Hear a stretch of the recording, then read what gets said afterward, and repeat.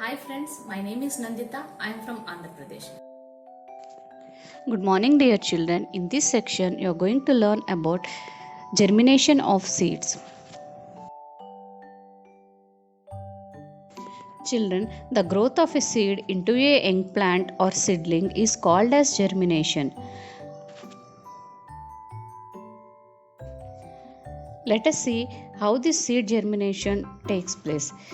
We all of you know that seed is an important part of a flowering plant that gives rise to a new plant. They may be of different shapes, colors and sizes. They may be round, wrinkled, winged or hairy.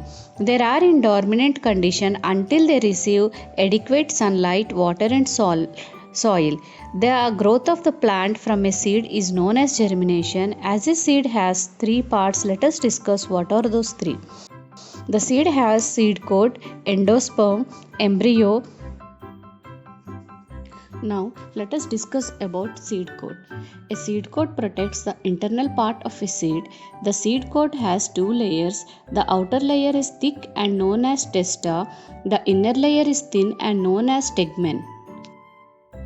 A thick seed coat protects the seed from sunlight and water. It prevents the loss of water and entry of parasites within the seeds. The hard seed coat prevents germination during unfavorable environmental conditions. An opening in the integument of the ovule is known as micropyle and it is visible on some seed coats. The hilum is also visible, which equivalent to the nasal in humans where the umbilical cord is attached. Now let us discuss about endosperm. The endosperm contains the nutrients stored in it. It prevents nutrients to the seed in the form of starch, carbohydrates and proteins to support the embryo during germination. It is located below the seed coat. The seeds remain well available with the intake of nutrients until germinate. The endosperms may be merely continuous or ruminated. Now let us discuss about embryo. The embryo is the most important part of a seed. It is diploid development from the fertilized eggs. All the cells that need to develop into matured embryo are present within the embryo. An embryo comprises the following parts like epicotyl, hypocotyl, radicle, cotyledons. Let us discuss about this epicotyl, hypocotyl, radicle, cotyledons. Epicotyl means it is a small shoot which gives rise to the entire plant shoot system. The primary root system emerges first during germination. It is known as hypocotyl. It anchors the plant firmly in the soil.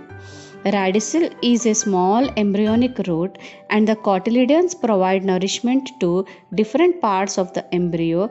It emerges as a tiny or fleshy leaves from the soil with the seedling during growth.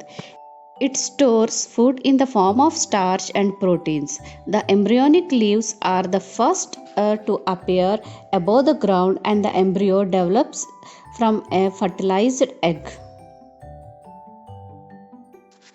Let us discuss about the 5 stages of the process of seed germination. The steps that are described or listed below. First one is imbibition.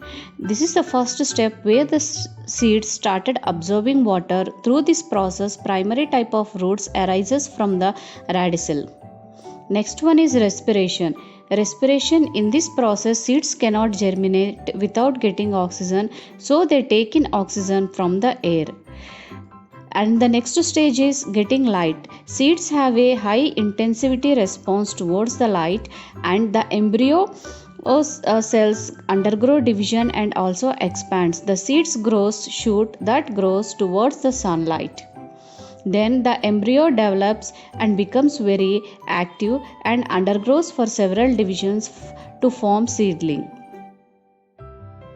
From this, the seed germination begins when the first root breaks through the seed wall and ends. The first pair of true leaves begin the process of photosynthesis. These 3 stages in between The primary root, which is called as radicil, develops root hairs. The first young shoot arises, emerges from the soil, and the first pair of true leaves forms to begin the manufacture food for the plant. Successfully seed germination depends on several factors occurring in harmony with one another. The seed must first be malleable or alive, and in most cases it must have undergone a period of cold temperatures, and this process is called as stratification. When the right combination of water and warmth is present, the seed coat captures allows the radicle to emerge.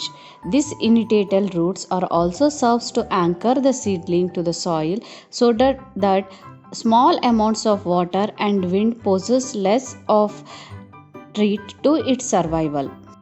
After the radicle develops small root hairs that begin to take in nutrients from the soil, the first shoot called plumule emerges from the soil, and the plumule will contain two cotyledons, which are not true leaves but rather photosynthetic material that is actually formed during the embryonic period.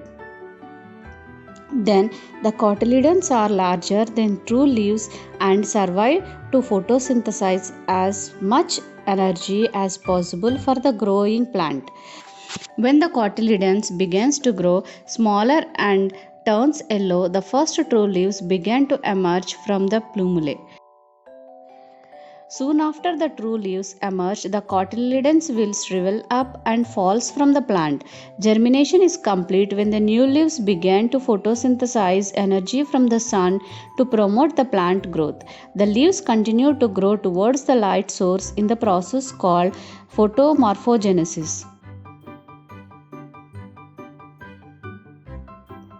Thank you.